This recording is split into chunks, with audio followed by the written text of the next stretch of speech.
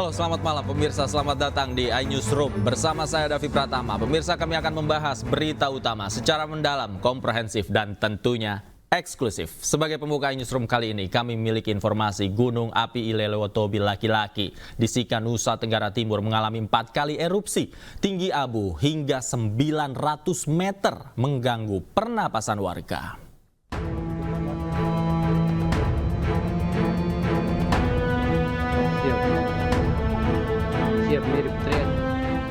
Erupsi Gunung Lewotobi laki-laki Nusa Tenggara Timur dengan tinggi kolom abu hingga mencapai 900 meter terjadi di atas puncak. Kolom abu dengan intensitas tebal terekam di seismogram. Abu yang keluar dari gunung sudah dirasakan warga sejak 3 minggu yang lalu. Kalau ini barusan mulai lagi. Barusan erupsi lagi? Erupsi lagi. Itu kira-kira tingginya berapa? Tinggi sekali atau? Tinggi sekali, tidak terlalu tahu. Ini berarti di wilayah sini juga terkena abu vulkanik? Dapat di sini juga kami sudah mau masuk 3 minggu sudah. Abu vulkanik Masih erupsi. Masih erupsi terus ya? Erupsi. Saat ini Gunung Lewotobi laki-laki berada pada status level 3 siaga. Warga diminta tetap waspada dengan aktivitas gunung. Dari Sika, Nusa Tenggara Timur, Joni Nura, iNews melaporkan. Pemirsa, usai viral, jaksa akhirnya menuntut bebas Inyoman Sukena, pria pemelihara landak Jawa di Denpasar, Bali. Menurut jaksa, terdakwa tidak mempunyai niat jahat untuk memelihara satwa dilindungi berupa 4 landak Jawa pemberian mertua.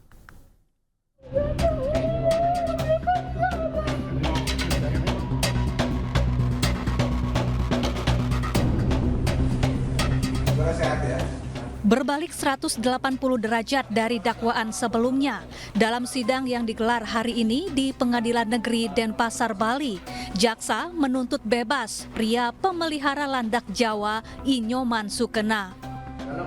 Menurut tuntutan jaksa, terdakwa tidak memiliki niat jahat untuk memelihara 4 satwa dilindungi berupa 4 landak Jawa.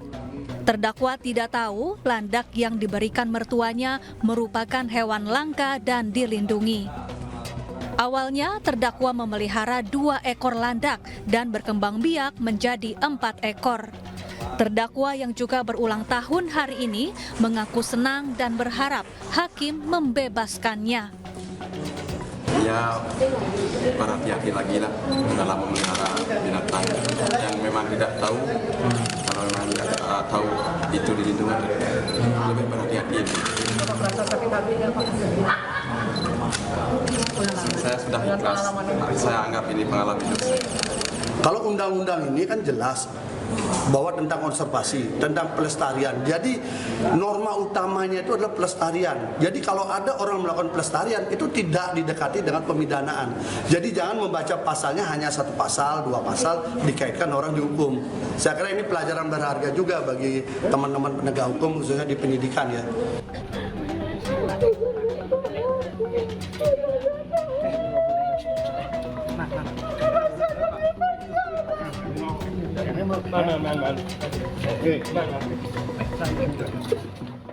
Sebelumnya, Nyoman histeris saat mendengar dakwaan jaksa karena dinilai terbukti bersalah dan terancam hukuman 5 tahun penjara. Kasus ini kemudian viral dan menjadi sorotan publik. Kini Nyoman telah dibebaskan dari tahanan kejaksaan dan menjadi tahanan rumah. Dari Denpasar, Bali, Indira Ari, iNews melaporkan. Sebuah situs mengatasnamakan Partai Gerindra memuat tulisan tentang akun Kaskus Fufu Fafa pada Selasa lalu. Tulisan itu berisi tudingan bahwa Wakil Presiden terpilih Gibran Rakabuming Raka berada di balik akun Fufu Fafa.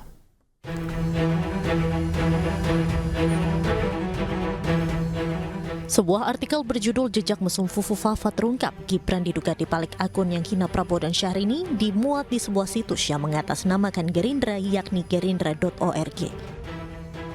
Artikel tersebut terdiri atas 9 paragraf yang berisi komentar akun Fufu Fafa pada 2014 lalu. Komentar tersebut berisi tentang kritikan dan hal-hal negatif mengenai Prabowo Subianto. Artikel itu juga turut mengulas soal komentar akun Fufu Fafa tentang penyanyi Syahrini yang bernada mesum. Selanjutnya, tulisan yang tadi lengkapi nama penulisnya tersebut juga menuding bahwa putra pertama Presiden RI Joko Widodo sekaligus Wakil Presiden terpilih 2024-2029 Gibran Rakabuming Raka berada di balik akun Fufu Fafa. Saat dikonfirmasi, Wakil Ketua Umum Partai Gerindra, Rahayu Saraswati di rekannya Joyo Hadikusumo membantah bahwa situs gerindra.org merupakan website resmi Partai Gerindra. Ia menegaskan website resmi Partai Gerindra hanyalah gerindra.id. Sebelumnya pada beberapa hari terakhir, berbagai komentar akun Kaskus Fufu Fafa di sejumlah forum dan kolom komentar kembali diunggah di media sosial. Sebagian warganet menuding akun Fufu Fafa merupakan milik Gibran. Tim Liputan iNews melaporkan. Sementara itu, Ketua Harian Partai Gerindra Sufmi Dasko Ahmad menyatakan Presiden terpilih Prabowo Subianto tidak pernah ambil pusing dengan akun Fufu Fafa yang ramai di media sosial. Sementara itu, Menkominfo Budi Aristiadi mengaku akan segera mengumumkan pemilik akun Fufu Fafa.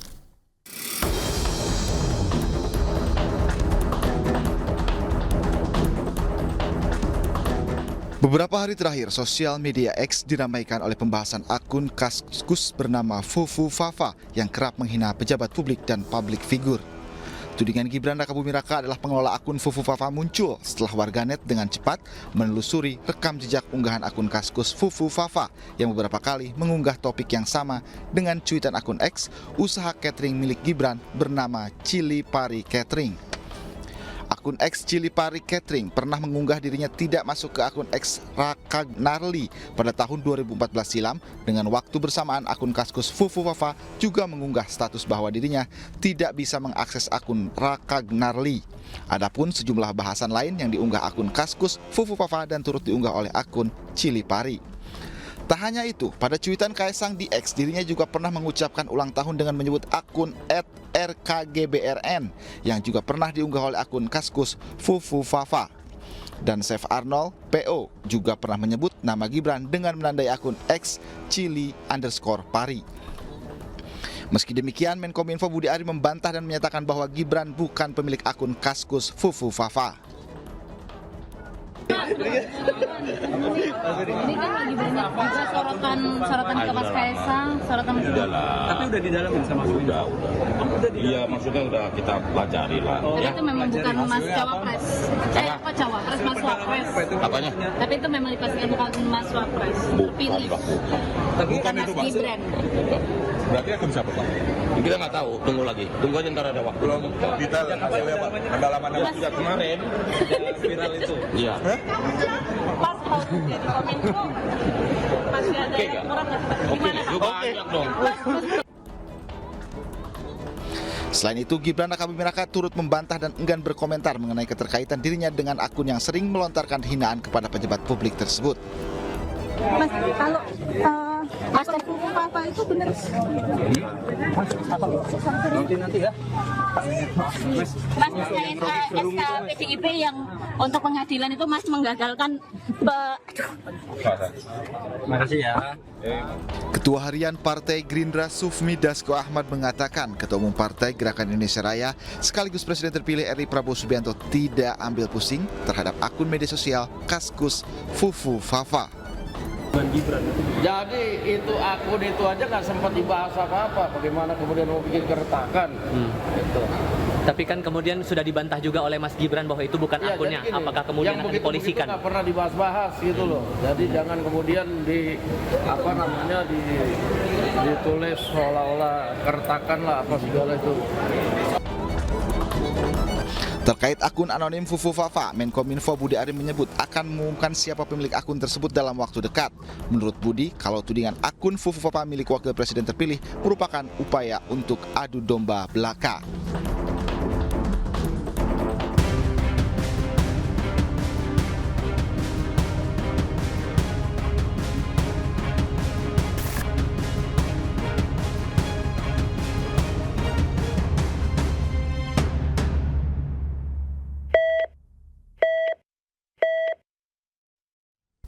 Pemirsa, Presiden Jokowi memimpin sidang kabinet paripurna terakhir di Istana Garuda, Ibu Kota Nusantara, Kalimantan Timur. Selain berterima kasih kepada seluruh jajaran menterinya, Jokowi juga meminta untuk mempersiapkan transisi pemerintahan.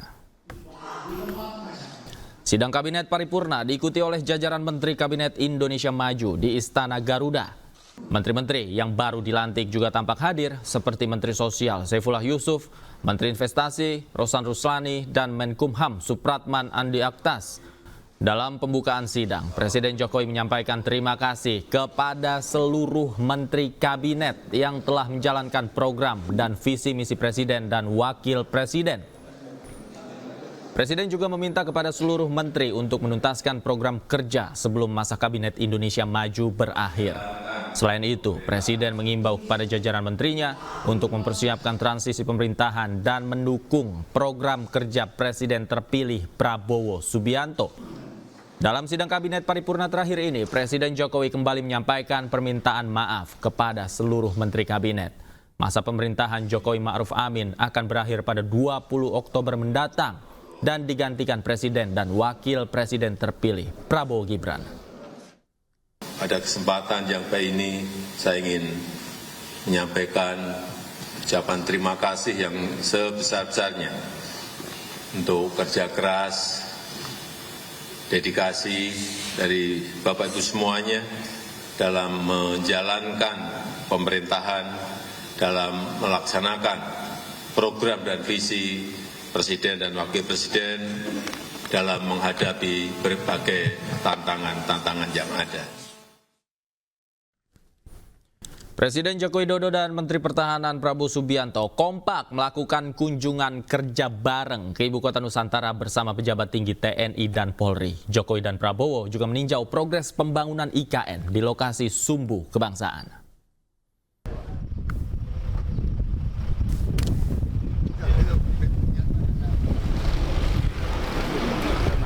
Presiden Joko Widodo disambut Menteri Pertahanan Prabowo Subianto di Istana Negara Ibu Kota Nusantara, Kalimantan Timur. Keduanya akrab berbincang saat memasuki area Istana Negara bersama para pejabat tinggi TNI dan Polri. Dalam kesempatan itu, Presiden Jokowi sempat memberikan pengarahan kepada pejabat TNI Polri di akhir-akhir masa jabatannya. Usai memberikan pengarahan kepada pejabat TNI Polri, keduanya kemudian meninjau progres pembangunan IKN di lokasi Sumbu Kebangsaan.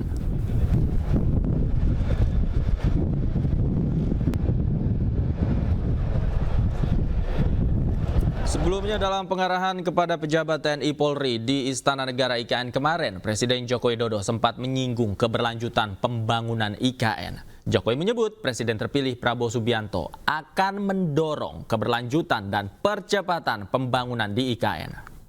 IKN ini belum jadi. Masih dalam proses pembangunan. Mungkin bisa memakan waktu 10 tahun, 15 tahun, dan bahkan 20 tahun. Meskipun saya meyakini Bapak Presiden terpilih pernah menyampaikan kepada saya, akan saya percepat, Pak.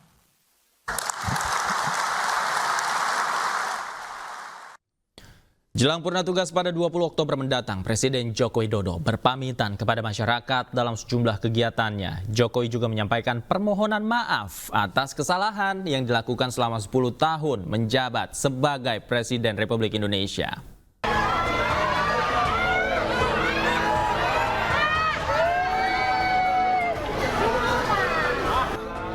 Presiden Joko Widodo pamit dan meminta maaf saat bertemu warga di pasar tradisional Deli Mas Lubuk Pakam, Deli Serdang, Sumatera Utara. Dalam kunjungannya, Presiden Joko Widodo membagikan kaos dan bingkisan kepada warga yang telah lama menunggu kedatangannya.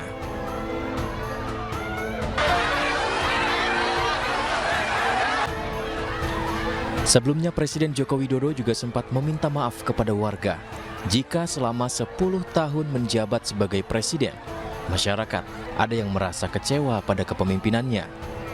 Melalui pengeras suara, Presiden juga berpamitan kepada warga di Pasar Soponyono, Surabaya, Jawa Timur. Karena nanti bulan depan, tanggal 20 Oktober,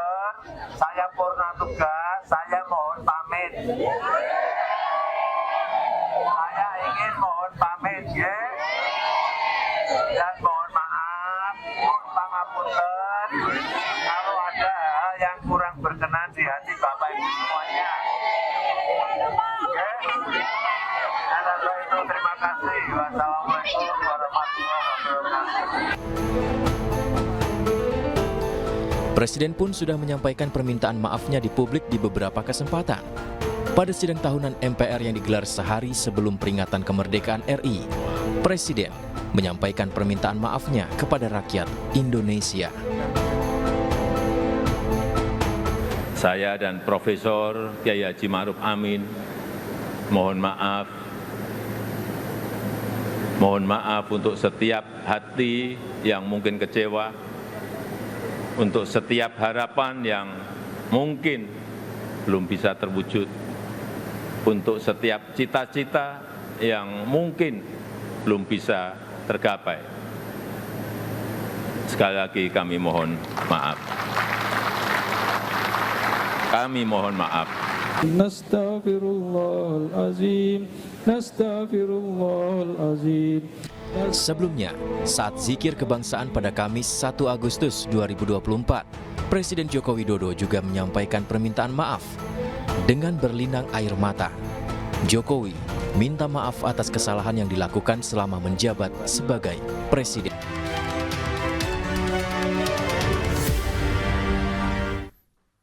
Kembali di Newsroom, pemirsa, Presiden terpilih Prabowo Subianto disebut tengah menyusun zakon kabinet untuk pemerintahannya 5 tahun ke depan. Komposisi zakon kabinet yang berisi pakar-pakar di bidangnya memunculkan kekhawatiran berkurangnya jatah menteri untuk partai politik pengusung.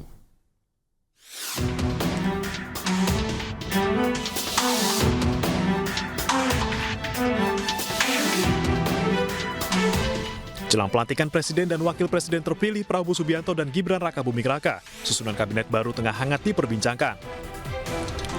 Prabowo tengah menyusun nama-nama menteri kabinet bersama partai-partai pendukungnya. Prabowo disebut ingin membentuk zakon kabinet, di mana nama-nama yang mengisinya adalah orang-orang yang ahli di bidangnya. Wacana pembentukan zakon kabinet ini pun memunculkan isu berkurangnya jatah menteri partai politik.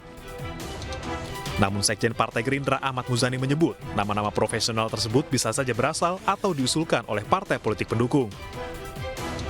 Pak Prabowo ingin ini adalah sebuah pemerintahan zakon kabinet, di mana yang duduk adalah orang-orang yang ahli di bidangnya, meskipun yang bersangkutan berasal atau diusulkan dari partai politik, sehingga tidak kehilangan relevansinya di jabatan yang diduduki, karena yang bersangkutan memiliki keahlian dari jabatan yang disandang. Selain komposisi, jumlah menteri kabinet Prabowo Gibran pun menjadi sorotan. Meski belum pasti, beredar kabar akan ada 44 menteri dalam kabinet baru, lebih banyak dari menteri kabinet Jokowi yang berjumlah 34. Ketua Harian DPP Partai Gerindra Sufmi Dasko Ahmad menyebut, kepastian nomenklatur, jumlah maupun nama menteri kabinet akan diputuskan seminggu atau 5 hari sebelum pelantikan 20 Oktober 2024. Nah, sehingga jumlah itu ada yang bilang 44, ada yang bilang 42, ada yang bilang 40. Kita juga masih melakukan simulasi, mungkin nomenklatur maupun orang itu baru akan final H-7 atau H-5 kali begitu. Mengutip jurnal karya Faizon Hakiki, zakon kabinet adalah kabinet yang terdiri dari para pakar di bidangnya. Zakon kabinet juga memiliki nama lain kabinet karya yang tidak didasarkan pada dukungan dari parlemen. Lalu, benarkah partai akan legowo jika kabinet Prabowo Gibran diisi para profesional? Benarkah zakon kabinet nanti bisa menghadirkan pemerintahan yang profesional, fokus pada kebijakan, dan mampu menjawab tantangan di berbagai sektor? Tim Liputan iNews melaporkan. Apakah zakon kabinet yang didominasi oleh kalangan profesional benar-benar akan terwujud di pemerintahan Prabowo Subianto nanti, ataukah hanya sekedar gimik politik? Lantas bagaimana tanggapan parpol pengusung dan pendukung Prabowo Gibran? Kita akan bahas lengkapnya bersama Wasekjen Partai Gerindra Andi Wijaya dan pengamat politik Burhanuddin Muhtadi. Selamat malam, Mas Andi, Mas Burhan. Malam, Mas. Saya ke Mas Andi terlebih dahulu. Mas Andi, tafsiran Anda atas zakon kabinet yang diinginkan Pak Prabowo sebenarnya seperti apa? Pak Prabowo ini kan karena mendapat mandat dari rakyat ya, kira-kira akan membawa pemerintahan ke depan ini basicnya adalah melihat konstitusi dulu gitu. Jadi bagaimanapun juga tujuan bernegara ini kan udah jelas ya Mas ya. Jadi bagaimana negara akan menyejahterakan, ya, mencerdaskan, melindungi. Jadi paling tidak 3 komponen itu yang akan diselenggarakan oleh beliau ke depan. Nah tentunya untuk menjemput tujuan negara tersebut ya beliau pertama kali akan memprioritaskan bagaimana interdeliver ke rakyat gitu. Jadi untuk bisa menyajikan sebuah janji-janji politik visi misi yang pernah dijanjikan itu Pak Prabowo memprioritaskan ya, apa yang dinamakan zakon kabinet tadi gitu. Tapi bukan berarti ini murni profesional ya. Jadi dari berbagai diskusi dengan beberapa kalangan gitu. Mungkin yang lebih tepat adalah Pak Prabowo mengkombinasikan antara profesionalisme dan loyalitas. Jadi combination of loyal and profesional gitu. Jadi itu yang selama ini menjadi diskusi di internal kami. Jadi itu yang akan dibawa Pak Prabowo ke depan. Makanya Pak Muzani, Pak Dasko di beberapa kesempatan media tadi udah ditayangkan juga ya. Jadi Pak Muzani khususnya akan mengatakan zakon kabinet. Bukan berarti jatah dari parpol berkurang juga enggak gitu. Ini kan akan menjadi sebuah diskusi yang mungkin akan serius ya. Saya ngambil contoh misal begini. Misalnya nih Prof Yusril ini kan ahli tata negara. Jadi jangan karena beliau dari partai politik akhirnya dianggap wah jangan. Karena dari partai politik. Jadi mengurangi tingkat kepakarannya atau tingkat profesionalisme. Jadi itu yang dinamakan tadi Pak Muzani mungkin dalam cuplikan mengatakan ya meskipun begitu bisa diusulkan dari partai politik gitu. Jadi yang dimaksud adalah demikian. Jadi zakon kabinet yang dimaksud adalah bisa saja usulan dari partai politik tapi backbone aktivismenya jadi dia memiliki kepakaran gitu. Nah ini kan dalam rangka untuk tadi ya jadi menyajikan sebuah janji kampanye ya visi misi yang sudah disampaikan di debat maupun dalam visi misi yang diserahkan KPU. Jadi dalam rangka itu, jadi memprioritaskan itu. Jadi kira-kira seperti itu sih, Mas. Oke, Mas Burhan, sebenarnya bagaimana idealnya pembagian antara proporsi yang berasal dari kalangan profesional, kemudian dari partai politik? Apa variabel yang memang menentukan bahwa posisi ini lebih cocok diisi oleh profesional misalnya, Mas Burhan? Sebelum ke situ ya, saya ingin menjelaskan konteks historis ya. Penggunaan istilah zakon kabinet. Zakon kabinet atau kabinet ahli itu pertama kali muncul pada masa Soekarno ketika beliau mengalami krisis dukungan politik dari parlemen, kemudian pemerintahan Juanda yang dibentuk oleh Soekarno itu mengangkat menteri-menteri yang berasal dari kelompok profesional non-partai. Jadi kalau kita lihat sejarahnya, zakon kabinet ini tidak berusia lama, hanya 1 tahun lebih sedikit, dan kemudian tumbang karena kekurangan dukungan politik di parlemen. Jadi poin saya, zakon kabinet secara historis itu tidak berusia panjang karena melupakan realitas politik, bahwa partai politik adalah mereka atau institusi yang memiliki kekuatan formal untuk mengelola kekuasaan.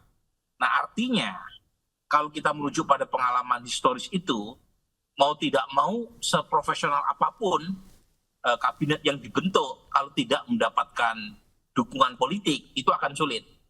Dan penjelasan dari Pak Ahmad Muzani sebenarnya mengatakan bahwa profesionalitas atau keahlian atau teknokratisme seorang menteri itu tidak harus dibaca secara hitam putih bahwa kabinet profesional otomatis bukan dari partai politik.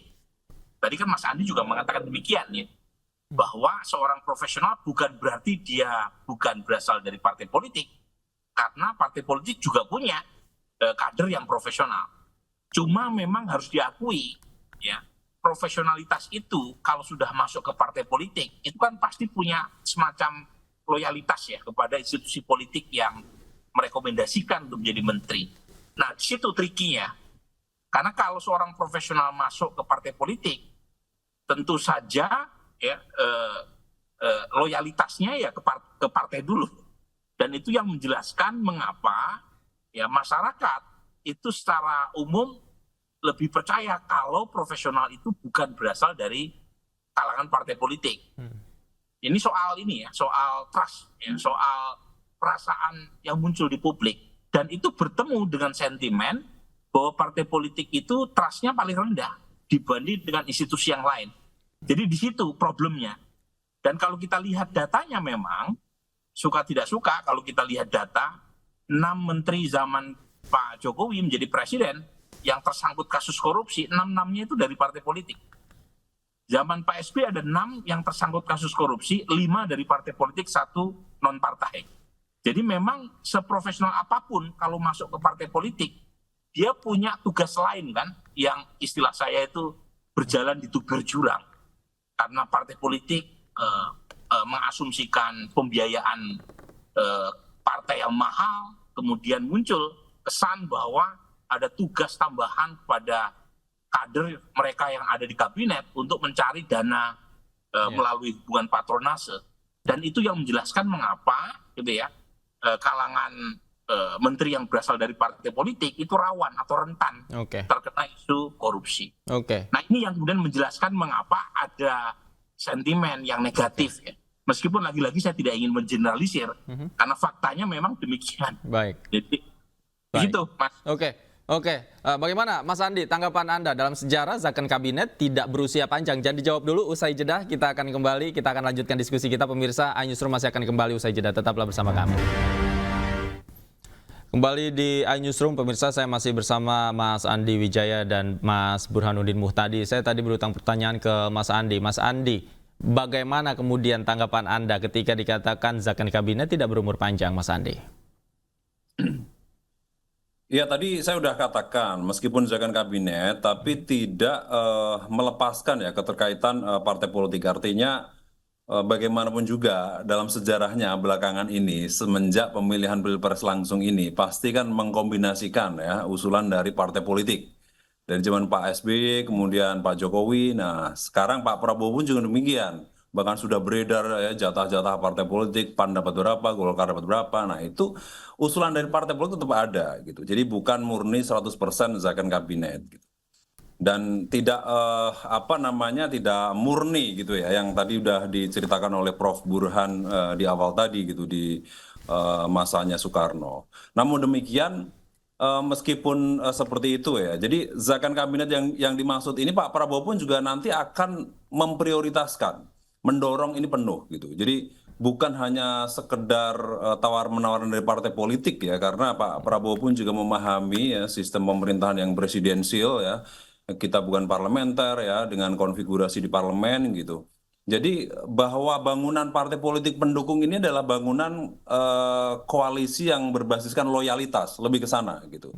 Jadi demikian. Kalau misalnya dia profesional lalu Pak Prabowo kenal saja enggak, ya prediksi saya pasti nggak akan dipakai juga gitu. Jadi ini nggak sekedar kenal tapi loyal juga. Kita lihat misalnya kayak PAN yang sudah 3 kali ya dukung di Pilpres ya. Kemudian ya banyak lah ya cerita-cerita yang sudah mungkin sekarang terlihat, misalkan wamen sekarang yang barusan muncul ya, itu beliau siapa. Jadi lebih seperti itu Mas. Jadi tetap bangunannya adalah bangunan loyalitas dan profesionalitas. Itu yang melatar belakangi ke depan Pak Prabowo dalam menyusun kabinet. Gitu. Bahwa tadi dikatakan Prof Burhan nggak berumur panjang, iya gitu. Meskipun sebenarnya dalam sejarahnya juga sudah berbeda ya dulu dengan sekarang. Jadi semenjak sekarang ini ada amandemen konstitusi ini tidak mudah untuk menurunkan presiden. Zaman Gus Dur dulu Memo 1, Memo 2 jadi SI 1, SI 2 selesai gitu, bisa turun. Tapi sekarang kan perjalanannya sangat panjang, Mas. Ya harus paripurna di MPR dulu, kemudian dibawa ke MK, MK bersalah pun masih bisa dibawa ke MPR untuk voting. Jadi nggak mudah untuk turunkan presiden. Ya, jadi sebenarnya ini adalah ruang yang sangat besar sistem pemerintahan presidensial ini untuk presiden berkuasa. Berkuasa dalam tanda kutip adalah dalam sisi yang positif ya. Beliau menjalankan pemerintahan dengan sebenar-benarnya dengan memanfaatkan momentum yang dia miliki untuk menyusun kabinet kerja yang profesional dengan orientasi menjalankan janji-janji kampanye kemarin. Jadi arahnya ke sana. Oke. Baik, Mas Burhan, jika tadi kesulitannya adalah melepaskan label kemelekatan ya antara profesional yang diusulkan oleh partai politik dengan kepentingan politiknya, bagaimana kemudian meyakinkan publik bahwa pilihan Pak Prabowo ini sesuai dengan bidang dan kemampuan menteri pada posisinya? Kalau saya sih melihat dari hasil ya, jadi ukurannya lebih ke arah sana. Jadi kita berikan semacam benefit of the doubt. Ya.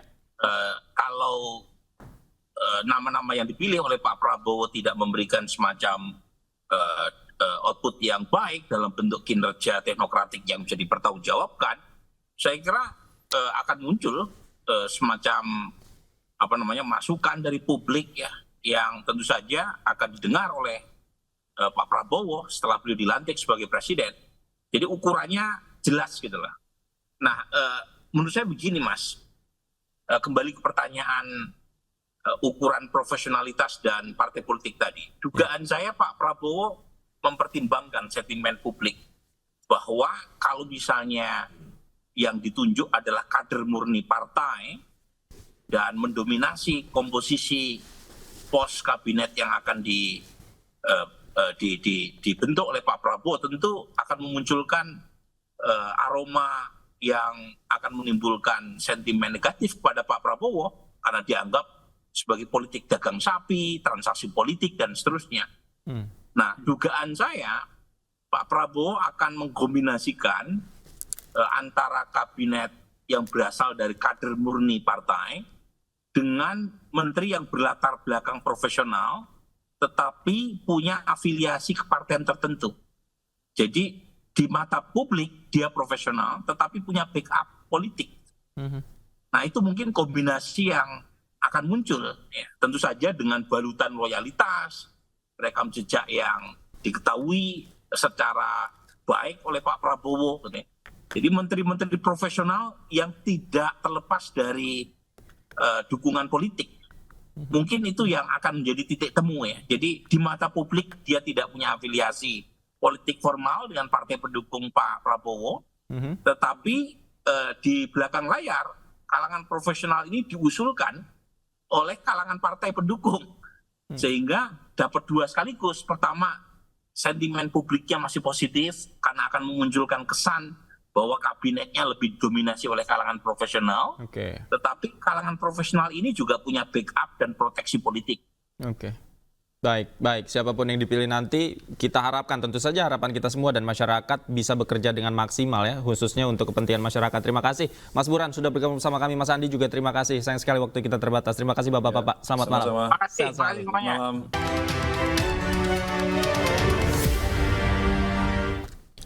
Sebuah rumah yang ditinggal pemiliknya bekerja di Padang, Sumatera Barat ludes terbakar. Kebakaran diduga akibat korsleting listrik.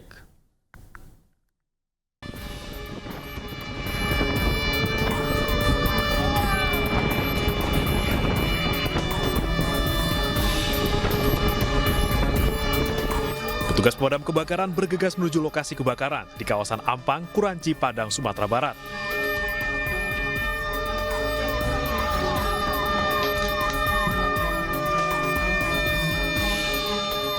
Sebuah rumah yang sedang ditinggal bekerja pemiliknya terbakar hebat.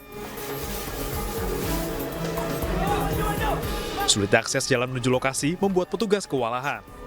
Kebakaran diduga akibat korsleting listrik dari salah satu ruangan. 7 mobil damkar dikerahkan. Api baru padam 1 jam kemudian.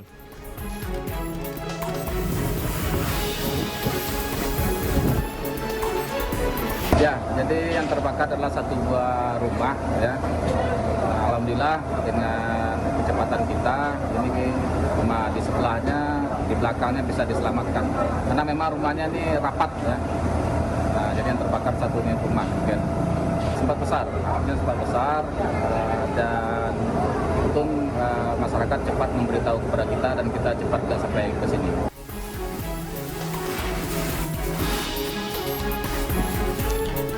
Tidak ada korban jiwa akibat kebakaran ini, namun kerugian diperkirakan mencapai ratusan juta rupiah. Penyebab pasti kebakaran masih diselidiki polisi. Dari Padang, Sumatera Barat, Budi Sunandar, iNews melaporkan. Penjabat Gubernur Sulawesi Tenggara, Andap Budi Revianto, memerintahkan Inspektorat untuk segera melakukan audit terkait proyek pembangunan gerbang wisata Toronipa senilai 32 miliar rupiah. Hal itu sebagai tindak lanjut viralnya kerusakan gerbang yang tuai sorotan dari berbagai kalangan. Dan pemirsa, informasi yang akan hadir ini sekaligus menutup jumpa kita di iNewsroom malam hari ini. Akhir kata saya Davi Pratama pamit undur diri. Terima kasih, selamat malam, selamat berakhir pekan, dan sampai jumpa.